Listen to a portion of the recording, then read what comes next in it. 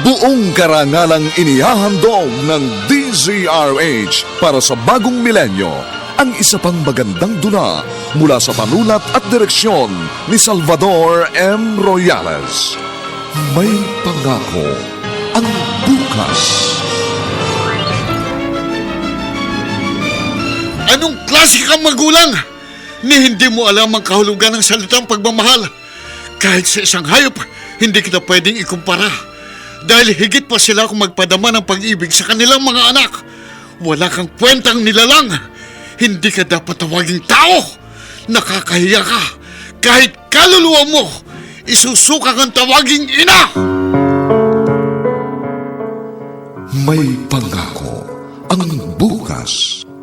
Kasaysayan ng mga kaluluwang lupaypay na ang pusong hapong-hapo sa tindi ng malabis na pagdurusa. Subalit sa kabila ng lahat, huwag kalilimutang paglipas ng isang dapit hapon ay sisikat ang araw na magsisilbing tanglaw sa sinumang tinakasan na ng kawalang pag-asa. Dahil sa likod ng mga hinagpis ay may naghihintay na ligaya. Sa bawat kabiguan ay may makakamit na tagumpay, laki pang pangarap na sa bawat himaymay ng laman ay muling mabuhay ang dugong nananalaytay sa mga ugat at unti-unting mauusal ang mainspirasyong mga katagang. May pangako ang bukas. May pangako ang bukas. Isa na namang natatanging dulang pangradyo na inyong aabangan at kalulugdan, mag-iiwan ng mga magagandang halimbawa at aral. May pangako ang bukas.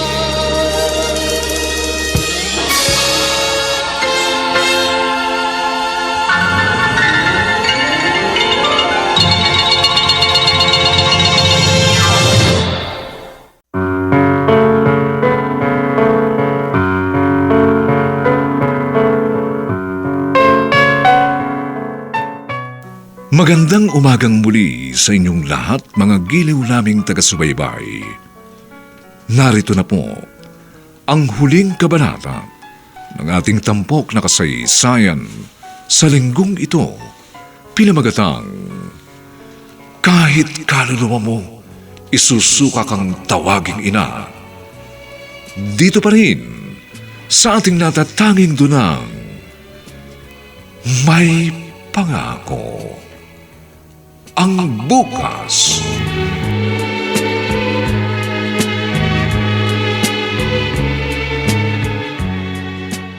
Naireklamo na natin ang boss mo. Ano ngayon ang susunod mong gagawin? Hindi ka ba magre-resign? Ewan ko, ma. Kasi po nanghihinayang ako. Sayang naman yung trabaho ko.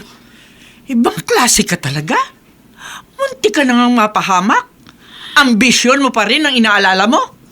Malaki na nang wala sa akin. Yun na lang ang pinanghahawakan ko at yun na lang ang natitirang pwede kong ipagmalaki. Kaya hindi ko po yun basta-basta pwedeng i-give up. Nauntog ka na nga eh. Hindi ka pa rin malagigising. Ma, ano na lang mangyayari sa akin kung magre-resign ako? O bakit? Wala ka na bang ibang mapapasukan pa? Kung maghahanap ako ng bagong trabaho, mag-uumpisa na naman ako sa ibaba. Samantalang, ang taas na ng kinalalagyan ko ngayon. Oh no, tumatawag si boss. O yan. Tingnan ko lang kung hanggang saan ang tapang mo. No, hindi ako dapat maginwag. Haharapin ko ng buong tapang ito. Ano kailangan mo sa akin, demonyo ka? Aba, matapang ka, ha? Hindi mo ako kayang takutin. Ah, talaga? Hindi ka natatakot na mahulog sa iyong kinalalagyan? Alam ko, kaya mo kong itulak at ihulog. Pero sisiguruhin ko, sabay tayong babagsak. Talaga lang, ha? Baka nakakalimutan mo kung sino ang iyong babanggain. Hindi mo ako magagawang saktan dahil naireklamo na kita. Kaya panalangin mo na lang. Walang masamang mangyari sa akin dahil ikaw ang malilintikan.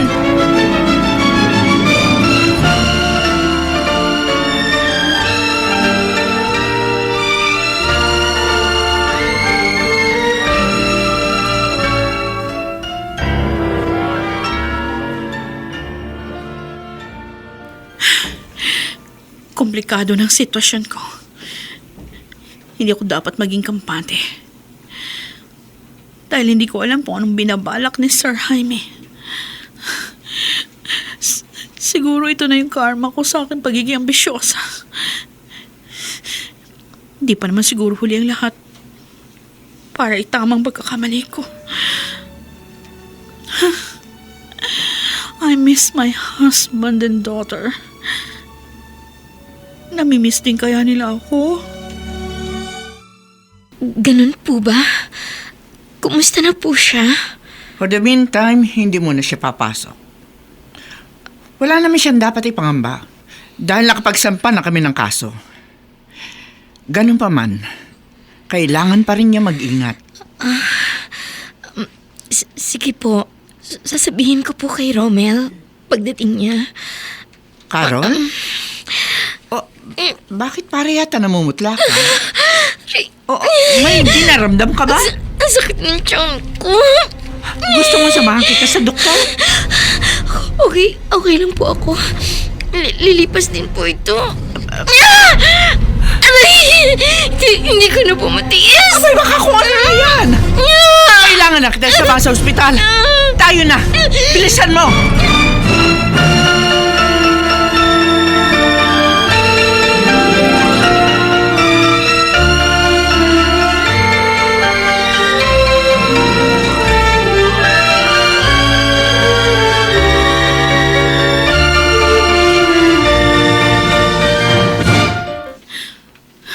Tamang-tama. Uwian na. Ayun si Mimi. Tatawagin ko. Mimi! Mimi! Anak! Mami? Mami? Mimi, Ang ginagawa ninyo dito? susunduin sana kita. Si Mami Carol pong susundo sa akin. Ah, ganun ba? Wala pa naman siya kaya ako na lang maghahatid sa'yo pa uwi. Paano po kung dumating siya at wala na ako? Hintayin na lang po natin siya. Ayoko po mag-alala siya sa akin dahil love na love ko po siya. Aray ko. Bakit ba ako nasasaktan ng ganito? Mami? Umiiyak po ba kayo? Ha? Ano? Hindi. Napuwing lang ako. Sige anak, hintayin na lang natin ang Mami Carol mo.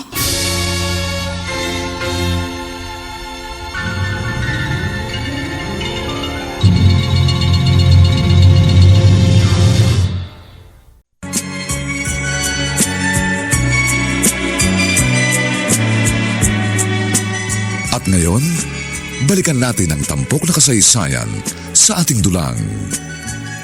May pangako ang bukas.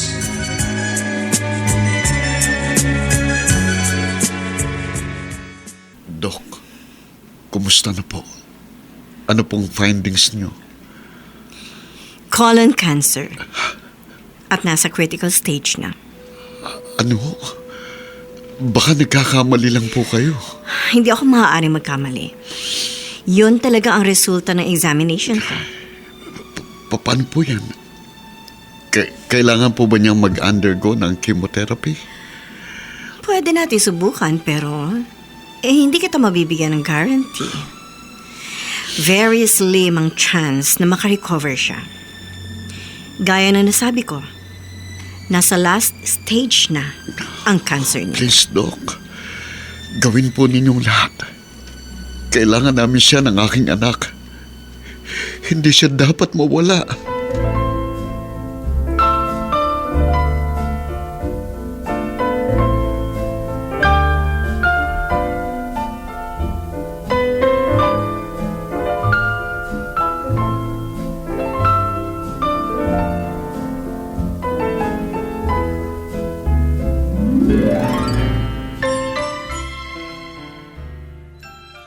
Ngayon alam ko na. Kaya pala ayaw mong pumayag na mag-shipping tayo. Dahil may nararamdaman ka. Patawarin mo ako kung naglihim ako sa'yo. Bakit mo hinayaang mangyari to? Sana noon pa nagpa-check up ka na para naagapan. Huli na rin ang matuklasan ko. At yun ang dahilan kung bakit ako pumayag na makipag-live-in sa'yo. Gusto kong makapiling ka sa mga huling sandali ng buhay ko. Huwag mo sabihin yan. Gagawin ko lahat para makarecover ka.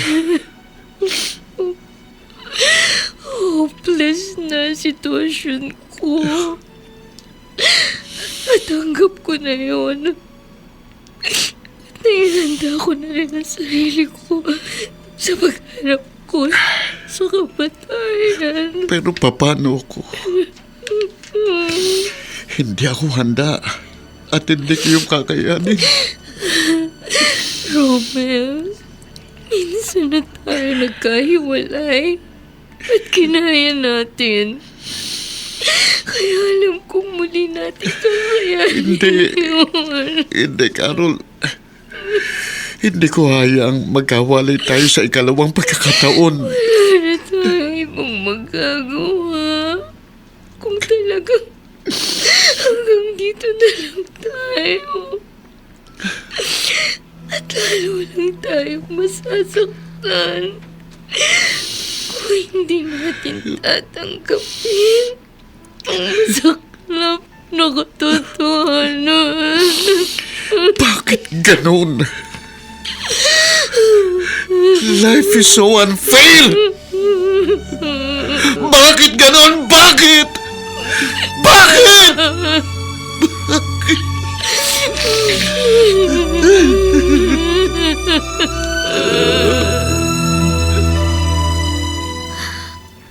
Olga, patawarin mo ako kung inagaw ko ang kaligayahan mo. Wala kang kasalanan, Carol. Katunayan nga, nagpapasalamat ako sa'yo dahil ikaw ang nagpuno ng aking mga pagkukulang. Buti naman kung gano'n. May babaunin akong kapayapaan sa aking paglisan. Ikaw na ang bahala kina Romel at Mimi. Kung mabibigyan ako ng isa pang pagkakataon, gagawin ko ang lahat para itama ang aking mga pagkakamali. Lahat naman tayo ay binigyan ng isa pang pagkakataon. Ako lang naman ang pinagkaitan ng isa pang pagkakataon. Pero nagpapasalamat pa rin ako dahil naging masaya ako sa mga huling sandali ng buhay ko. I am so sorry for you. Kung meron lang sana akong magagawa.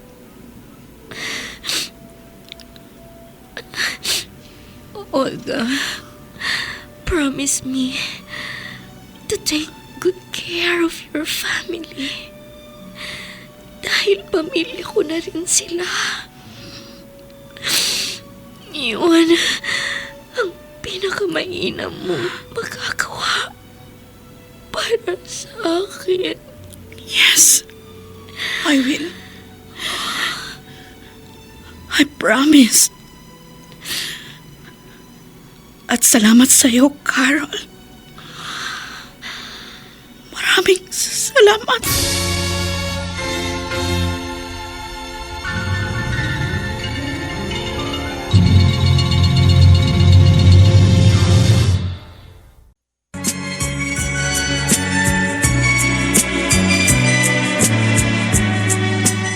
At ngayon, balikan natin ang tampok na kasaysayan sa ating dulang.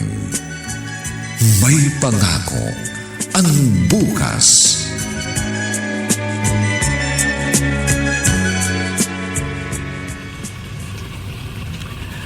Aba, himala.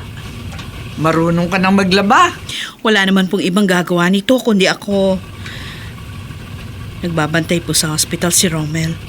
At isa pa, kailangan ko na pong masanay. Oh, totoo ba yung narinig ko? Aba, baka magkasakit ka niyan. Meron naman pong washing machine. At saka merong Pride powder. Yun ang gamit kong sabon kaya madali ko na to matatapos.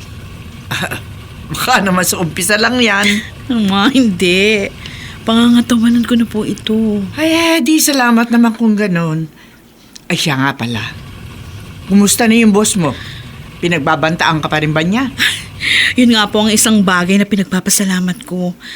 Nasa ibang bansa na po si Sir Jaime. Nagtatago. Paano? May ginawa siyang anomalya sa opisina. Talagang tarantado, no? Mhm. Ay, paano yan? Di babalik ka na sa trabaho mo? Hindi na po. Nag-file na ako ng resignation.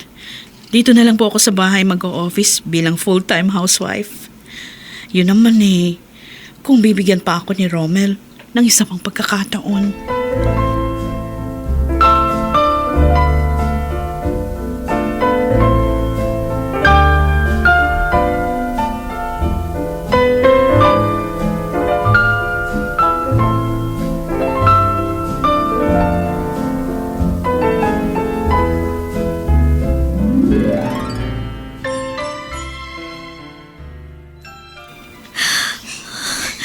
Mimi, anak. Mahal na mahal kita. Yan ang lagi mong tatandaan. Mahal ko rin po kayo. Mami Carol. Pasensya ka na. Dahil kailangan kitang iwan. Bakit po? Saan po ba kayo pupunta? Pwede po ba ninyo akong isama? I'm sorry. Hindi pa pwede. Bakit po? Kasi malayo ang pupuntahan ko. At hindi ko na magagawang bumalik. Pero huwag kang mag-alala. Dahil makakarating ka rin doon pagsapit ng takdang panahon.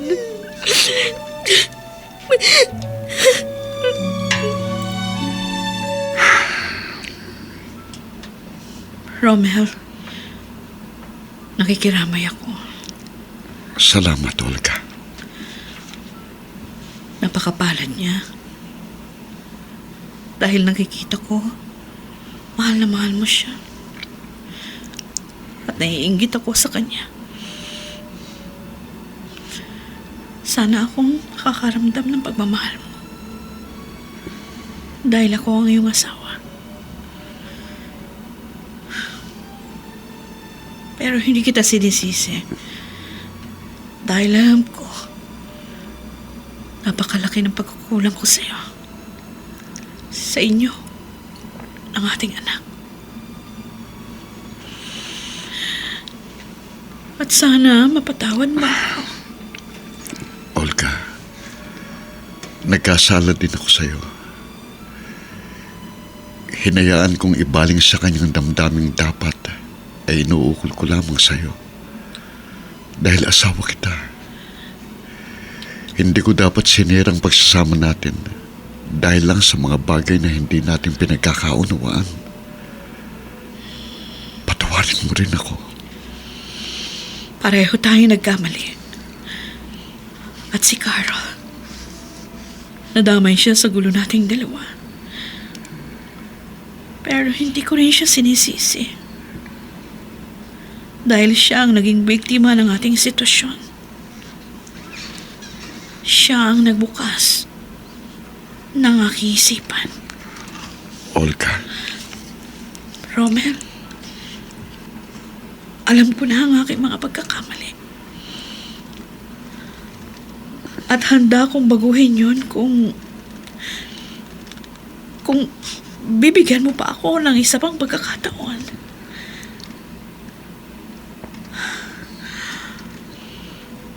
Handa na akong maging isang ina at mabuting asawa sa iyo.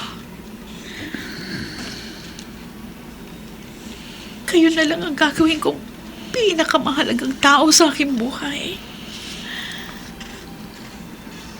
Tatanggapin mo pa ba ako? Olga, Mamahalin mo pa ba ako? pinangarap kong magkaroon ng isang masaya at buong pamilya. Mag-asawa tayo, sumumpa sa harap ng altar na magsasama habang buhay. Kaya hindi ko isinasarang puso ko. Gusto ko pa rin harapin na kasama ka at ng anak natin ang isang magandang pangako ng bukas.